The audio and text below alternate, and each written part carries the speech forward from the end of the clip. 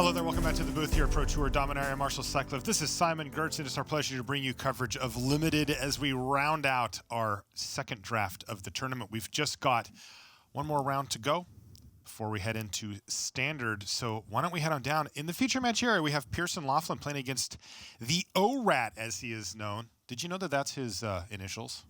O-R? No, I didn't. Yeah, that is. It's not a reference to an animal. Owen Turtenwald. In the feature match area, they are all ready for round number 10. Let's head on down right now.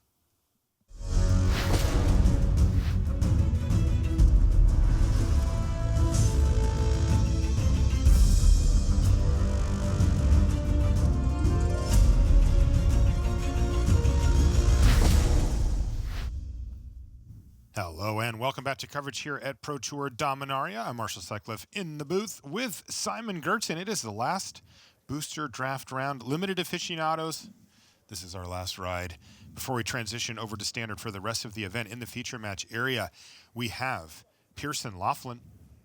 Comes from the United States, sitting at a cool 8-2, as is his opponent, Owen Turtenwald from Team Ultimate Guard. And they're looking to finish off this draft strong. A lot on the line here heading into the constructed portion where things are a little more consistent. You know what you're going to be facing and what kind of tools you're going to have to face them. So for somebody like Owen Turtenwald, for example, having a 9-2 record after the second booster draft is absolute premium. Pierson Laughlin looking to make a run here, but he's going to have to get through Owen to do it. Ooh, good start here for Pearson.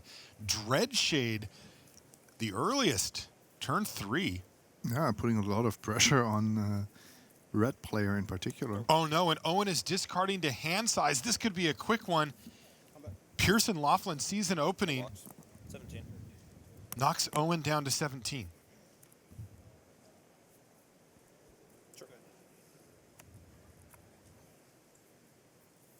A Skizik off the top, and we might just see Owen Turtenwald scoop him up. If he's going to have to discard again, he may give away information he doesn't want to. If he determines that he is of no percentage to actually win this game, he might just concede. Nope, he does go ahead and discard the cold water snapper. But boy, is he facing some serious pressure at this point. Pump, pump, pump. 3, 4, 5, 6, 7, 8, 9. Drop you down to 8. No land drop here, and this one's over.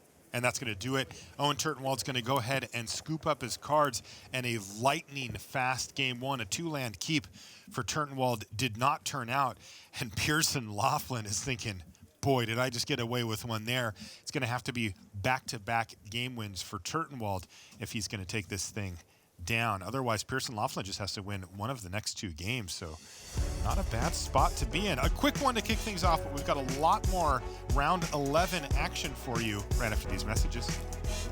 Grab a friend and head into battle with Magic's upcoming release, Battle Bond. Play sealed or booster draft as you pair up in this 2-headed giant casual format. Available at your local game store starting June 8th. Find your store at locator.wizards.com.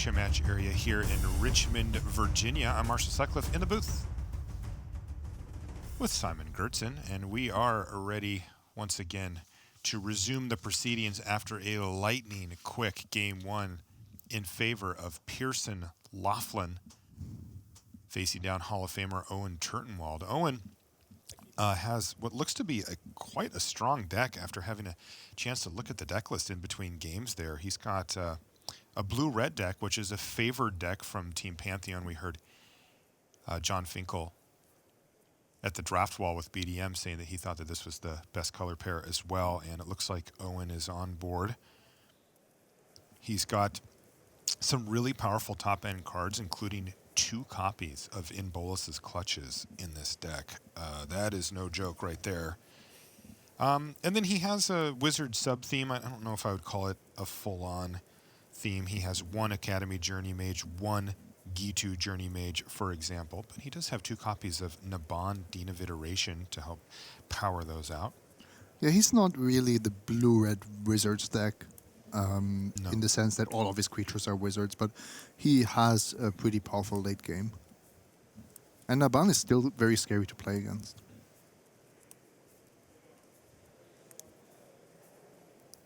Pretty unlucky, honestly, for Owen. It looks like he's actually running 18 lands in this deck with 9 mountains, 8 islands, and a Memorial to Genius, and unable to hit his 3rd land drop in game number 1. He's got to shake that off and see if he can actually get to that powerful late game this time. Looks like a mulligan, though, from Pearson.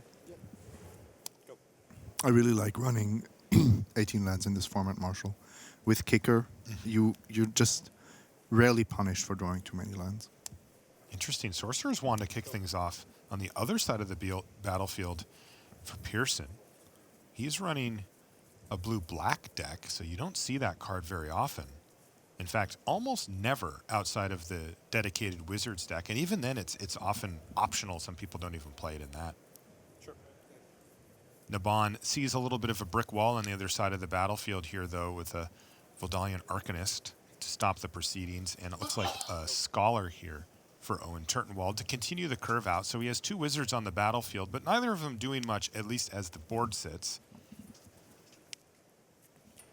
Let's see what the fight back plan is here for Pearson. Also, by the way, that Dreadshade, Not going down anytime soon. a triple island, and he's just going to equip. And this is kind of why the Sorcerer's Wand isn't super favored, is that it doesn't actually do anything to the board itself. It does give Pearson a bit of a clock here, but right now he's going to need more than that. Sure. Owen is going to do the free roll attack. He just says, you know what, I'm just going to attack you to see if you'll block. Go. And Pierson does decide to block. Owen Turtenwald falls down to 18 after taking 2. Remember, the Arcanist is a wizard. Pearson finds the Swamp. That's an important draw.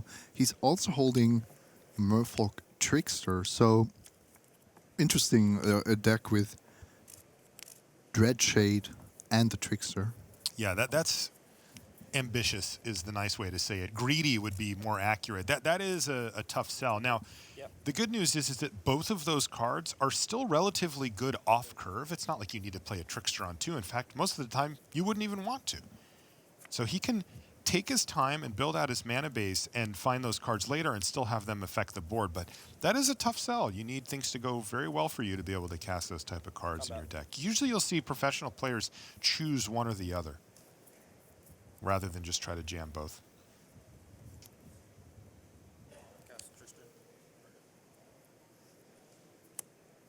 So pre-combat, he's going to cast Merfolk Trickster to tap down the Keldon Raider and keep the damage at bay. Go. And post-combat, 16.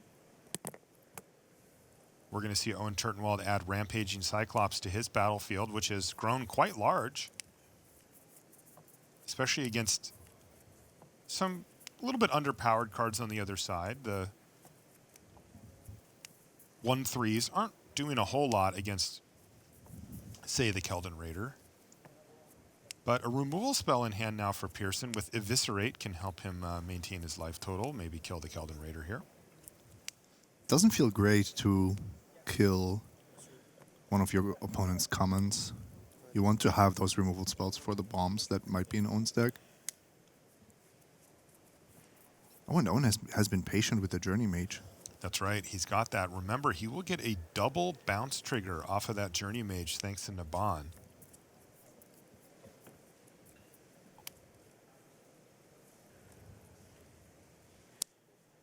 Bounce those two. And there we go. 14. Response from Pearson is to put Owen down to 14, but a big attack coming in. Naban also offering to trade off here for the 2/2 Merfolk Trickster. Owen Turtenwald recognizing that Naban doesn't have a lot of long-term value in his deck, but also importantly is keeping the board as clear as possible for that rampaging Cyclops. Exactly. Multiple blockers really do reduce its potency. Now a double block on the Cyclops would allow most of Owen's other creatures to get through. And Owen is actually holding a Skizzik, so that's what we'll most likely see next turn. Guardians of Koilos is the play here for Pierson. Not often you see that alongside a Sorcerer's Wand, but here we are in round 3 of the second draft of the Pro Tour. They're both historic. They are that. They are. Let's see if Owen has anything other than Skizzik. No, he's just going to kick Skizzik and get in with everything. A big attack here from Turtenwald. Only one blocker back. Yeah, love it. Because if Pierson takes the value block of blocking the Journey Mage, he is going down to 3 life, facing 3 creatures, one of which has trample. So it's really difficult for him to survive from that point. It is. He does have 2 plays he can make next turn in his hand, 2 1/3s. But boy, down to 3 life against this type of deck is a precarious position to be in, to say the least.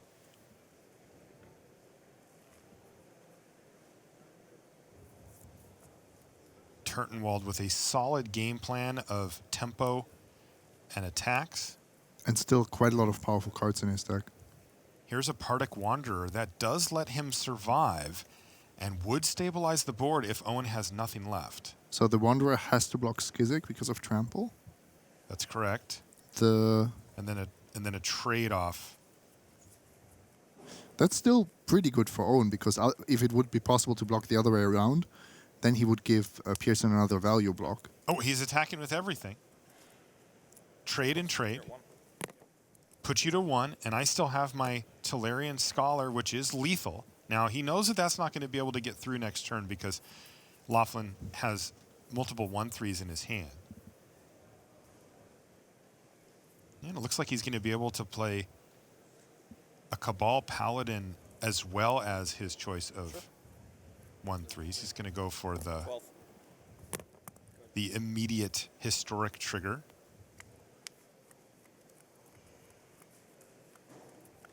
Go. And nothing from Turtenwald. Has Laughlin turned this around at 1 life?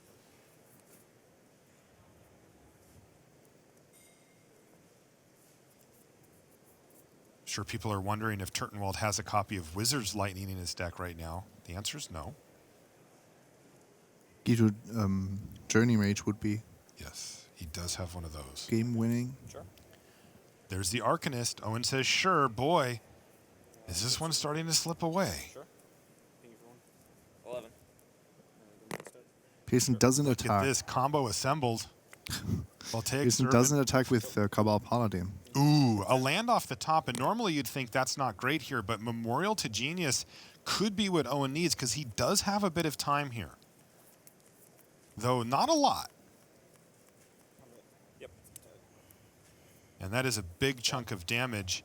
And Owen sees the writing on the wall. He's going to block, but wow, fungal infection.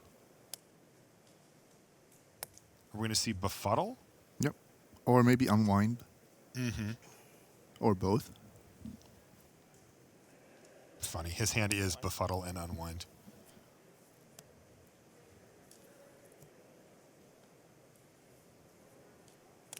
And look at that. He untapped the Memorial to Genius here, Simon. Yep, that's really smart. And he lets that go. That gets him the cards now. He can untap any of his up to 3 lands, including 9. the Memorial. Very clever stuff from Turtenwald. He turned Unwind into almost a time walk. Turn. Activate. But he did lose his Wizard. He did. And that means that Journey Mage is no longer lethal on its own. The Gitu Journey Mage, of course, is the one I'm referring to. Wow, a lot of action off the top of the library there for Turtenwald, including a copy of Divination. There is the Journey Oh, the Mage. Journey Mage off the top, but he doesn't have a wizard right now. Does he have a 2-drop he can play? Homered Explorer and Academy Drake, maybe? Neither of those count. He No, that's definitely has actually Deep Freeze. Deep Freeze.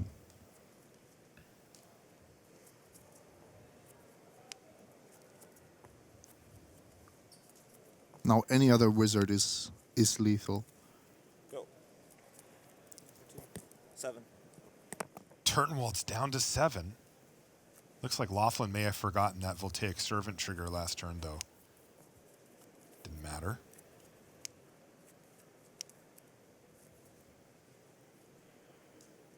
Two. 5. Down to 5.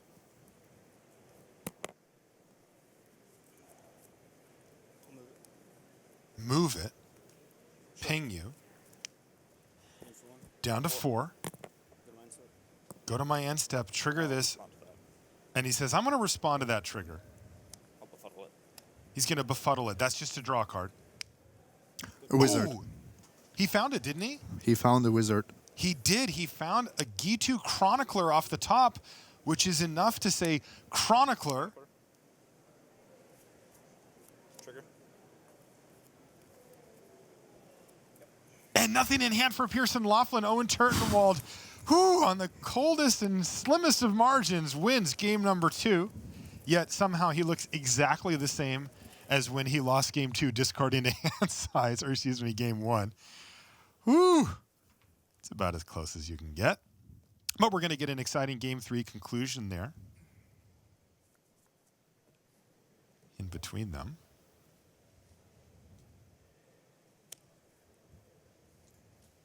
All right, looks like Tim Willoughby's down on the floor. Tim, what do you got for us? Well, we've had a couple of other games completing themselves thus far. Ivan Floch and Tim Wu, they're already going into their game 3, splitting those ones between the red-green aggro and the red-white aggro of Wu. Ernest Lim and John Finkel. Game 1, Finkel was up against Khan once again. This time, though, Lim has Shalai, Voice of Plenty, and that means that the likes of Sorcerer's Wand were not good enough to be able to deal with the Planeswalker. Lim currently a game up. They are in game 2, and on our back table, Lucas Esper-Bateau is having a knockdown, drag-out battle against fungal plots. Takes a long time to work your way through that one. He has not found a way through yet. Thank you, Tim. Looks like we are getting shuffled up on our main table here, but we can pop over to the table right in front of Tim on your screen there and see John Finkel versus Ernest Lim. Ernest has ran out of competitors. He's just running through. He's the only one who has remained undefeated coming into the round, but John Finkel's putting on a bit of a show here at 8-2. Still 2020. I know. I'm at 9. Lim 9. Finkel 20. Right now, Lim, no permanents on the battlefield outside of a Blood Tallow Candle. He actually cast Shalai, Voice of Plenty last turn, but it got bounced by Blink of an Eye. Okay, so perhaps considering redeploying it.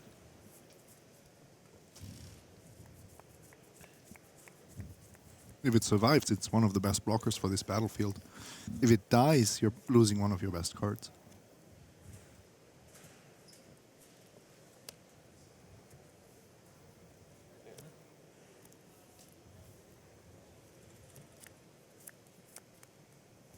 So he instead decides to take kind of a cool line here. Oh boy, there's Tempest Djinn. This line is actually really interesting to me because these blue-red decks often need some amount of power on the battlefield to make their strategy really shine. And if you take out even their Journey Mages, right, not a particularly important card generally speaking, but just take 3 power off the battlefield and reduce them to 2, it can really slow down the proceedings. That said, Tempest Djinn looks pretty good here. Yeah, they have trouble to play their tempo game when you don't leave them with many 3-power creatures. Really interesting if you play Shalai again here as well, because there's a big question on if John finds a 4th island or not. Keep in mind that John has 4 Journey Mages, Academy Journey Mages, that is. Right, good point. Another Blink of an Eye. I don't think Ernest is coming back from that. John is just playing such an efficient tempo game.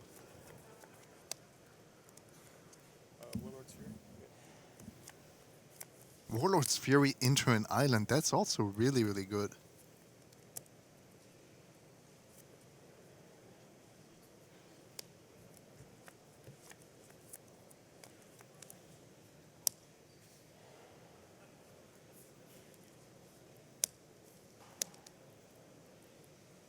But wait, there's more. Yeah. Divination. He's losing out on a point of damage that way. But setting himself up better for the next turn, potentially, I guess. Because Ernest Lim just dropped down to 3 life. He's facing down a lethal Tempestion in the air. Huh. Interesting draw there for Ernest. He doesn't have another white mana source. He drew Adamant Will, which perhaps could have protected Shalai from a burn spell, but not from a bounce spell. Looks like this is another game which is just being won in the air. I remember when Mengucci spent both of his removal spells on ground creatures, and then John had the Tempestion that just went unanswered. This looks very similar.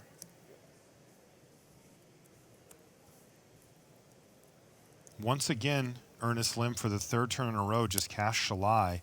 It just doesn't feel like it's going to be enough.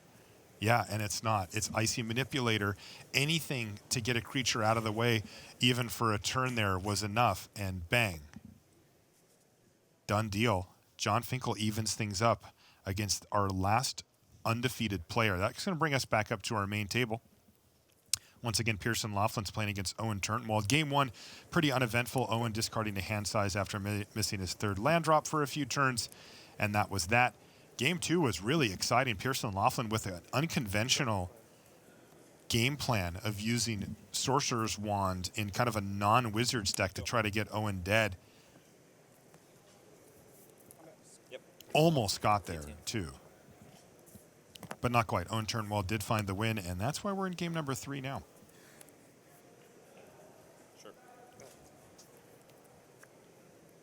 Okay, a pair of not super powerful creatures here for Laughlin, but he is curving.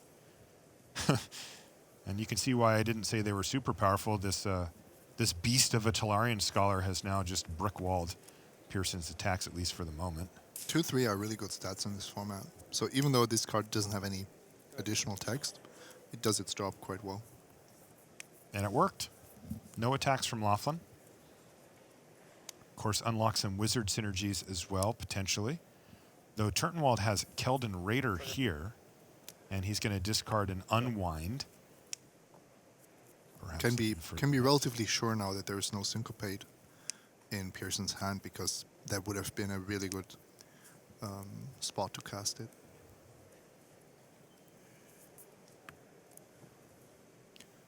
Pearson's deck looks a lot weaker when it doesn't have the early Dreadshade and when Owen isn't discarding on turn 3. It does. It seems to be just sort of a kind of a mishmash, right? It doesn't have a focused game plan.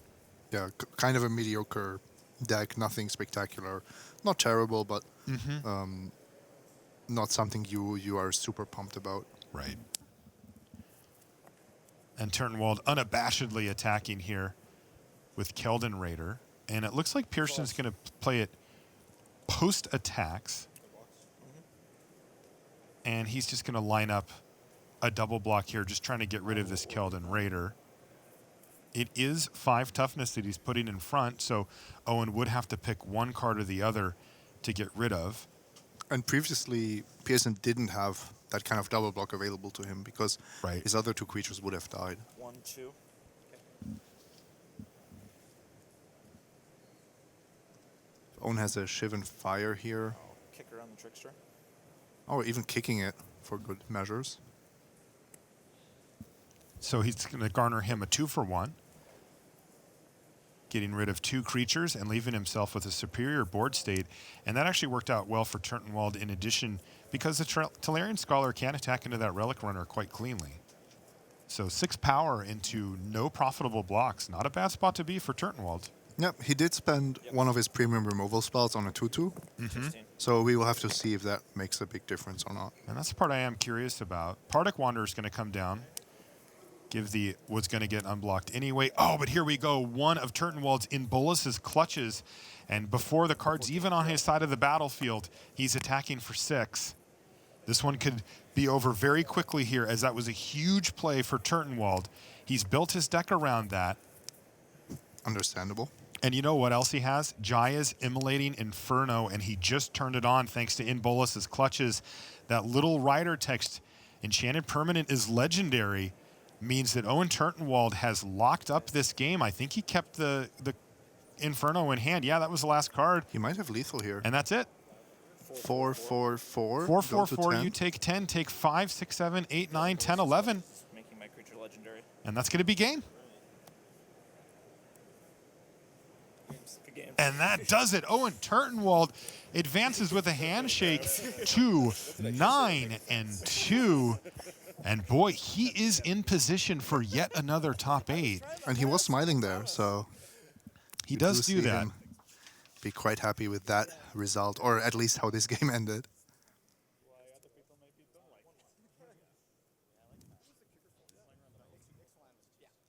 And we're going to jump back over to John Finkel and Ernest Lim. And let's see what we're looking at here. It looks like early stages of game number 3 between these two. Just a Croson Druid for Lim, nothing too impressive. Croson Druid kicked is the type of card that the blue-red deck hates to see. It erases a lot of incidental damage. But that's not the case here. He's just going to play it as a potential blocker. No, it's still on the power level of Tolarian Scholar. Yeah. Nothing to be too ashamed of. Go. Also a card you're not too happy to bounce, just because it might come down on turn 8. Kicked. Interesting. Ernest Lim's going to actually attack here with the Druid, indicating that he potentially has some good blockers. Though that's an I'd be really...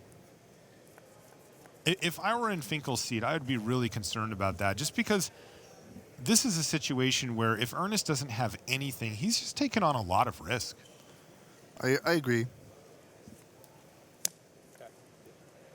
Yeah, he's just going to take it. It seems like Ernest is happy enough to go into a race. I guess. Trading 2 damage for 3 damage against the blue-red deck can be very risky.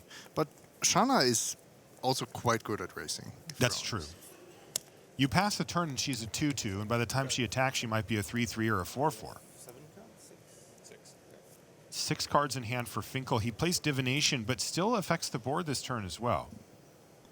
And Shanna can't be targeted by abilities. That's right. So that could actually become quite relevant if John wants to use his Academy Journey Mages.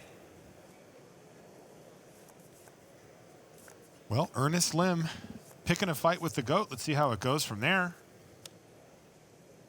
But maybe that's what you have to do. Maybe playing scared is not how you beat John Finkel, but instead being aggressive with your creatures, even though it seems scary.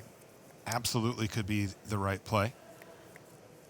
Interesting, no play at all for Ernest Lim. Let's see what he's working with in his hand. He's got, oh, I see, Nature Spiral, a slow card, and currently has no targets whatsoever. And then he wanted to wait a turn for Sergeant at Arms, because kicking it in a position like this does mean that he's in a great position to race, as it's hard to attack him, and Shauna goes off. Yeah, he's going to have to bounce the Croson Druid here, which is a little awkward for John as well. But it does open up the floodgates for some attacks. I think John is in a really good spot here. Ernest is being punished for the 4 damage that he forced through. His Shana is looking kind of weak now. Well, wait till we kick a Sergeant at Arms. This is the big question. Is this going to be good enough, or is John Finkel going to have the answer to that as well? Yeah, 1 1.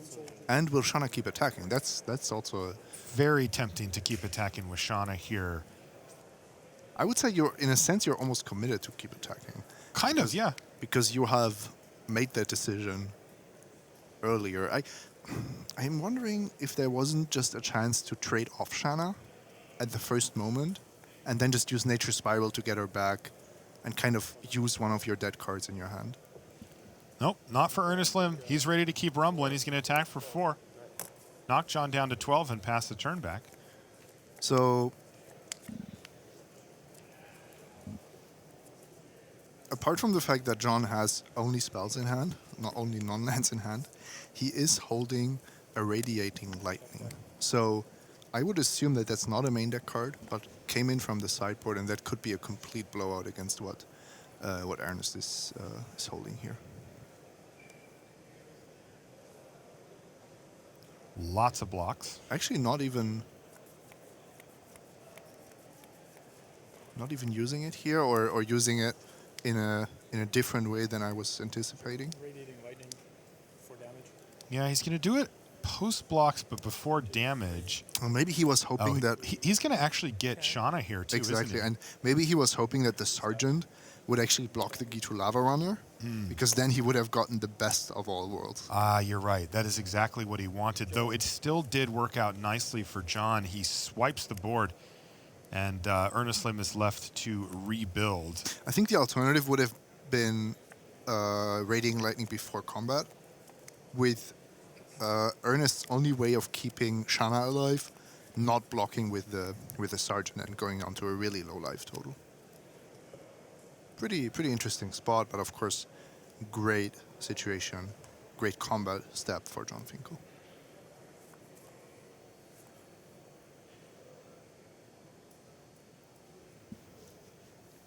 John Finkel showing you why he's the best, or at least on the short list. Some people say that Kai Buddha is the best player of all time, having won more Pro Tours than anybody. You want to see a lively discussion, bring that one up in a group of longtime Magic players, and you'll get a good hour out of it. If you want peace and quiet, don't bring it up. That's my advice to you.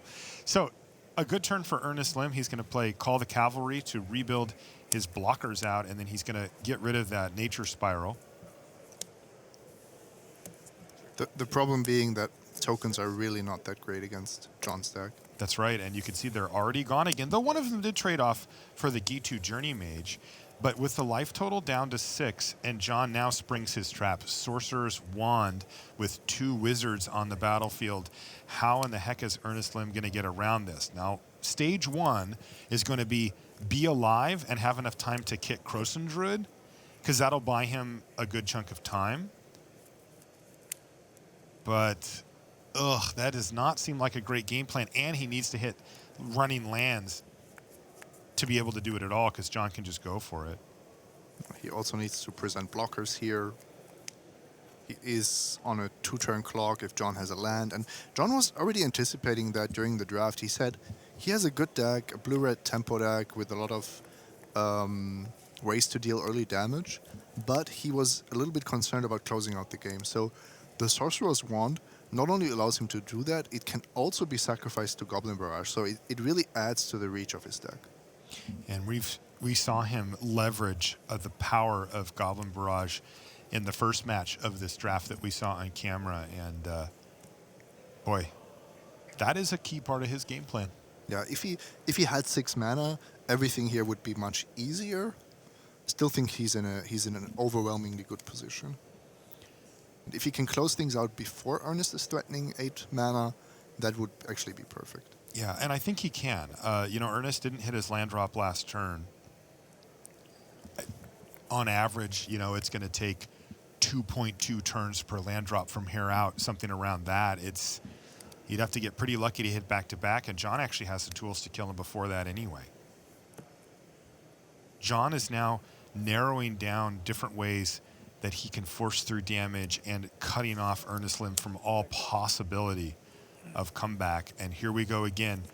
Fiery Intervention to kill your 2/3 Sergeant at Arms, attack with both of my creatures into your 1/1 soldiers. They're just not able to stay on the battlefield. And John knows that if one of his creatures connects, Ernest goes down to 4, which makes his Goblin Barrage lethal. Ernest, on the other hand, if he chump blocks both of these wizards, what is his game plan? He hasn't really accomplished anything this turn. The slow squeeze from Ernest Lim off the top of the library, but this is looking just about over. John Finkel and Owen Turtenwald from Team Pantheon and Ultimate Guard Pro Team are looking to be 9-2 after the booster draft, put together a solid run, nothing even remarkable in standard, and we could have two of our best players in the top 8. That would mean both of them 2-1 their draft pods, which is probably not what they were hoping for, but of course a super good record. Mm-hmm.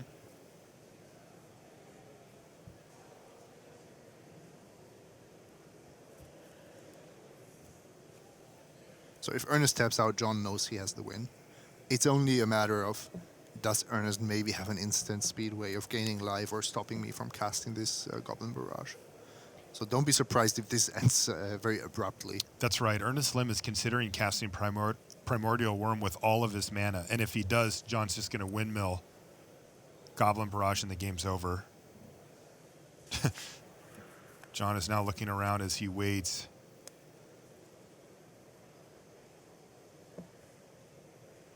Just tap out, tap all those lands. Ernest Lim clinging to perfection. He's 10-0, and it looks like he may have finally met his match here in John Finkel, at least for today. But boy, does he have a big cushion to make the top 8. I would not be surprised to see Ernest Lim in there, though he does still have work to do. It's not free. These wins in Constructed, they don't come easy. No, they do not. So he's still got work to do, but a good chance. And that's going to do it. John's going to quickly untap, play his land for the turn, show him Goblin Barrage, say, sacrifice this, you take 4. And that is going to be the match going to John Finkel as the hand gets extended and Ernest Lim finally picks up his first loss of the tournament. But again, still in a solid position for top 8. If he can just keep it together for standard, we may see him. And scary stuff for the other players, but the same is true for John Finkel. All he needs to do is keep it together in standard and put up a reasonable finish, and there's a good chance that we'll see John in yet another top 8. It never gets old watching John play down in the feature match area and calmly mow down opponents one after one. We're going to see if he's going to put together a run, as well as Ernest Lim, Owen Turtenwald, and everybody else here at ProTour Dominaria. We'll be back right after these messages.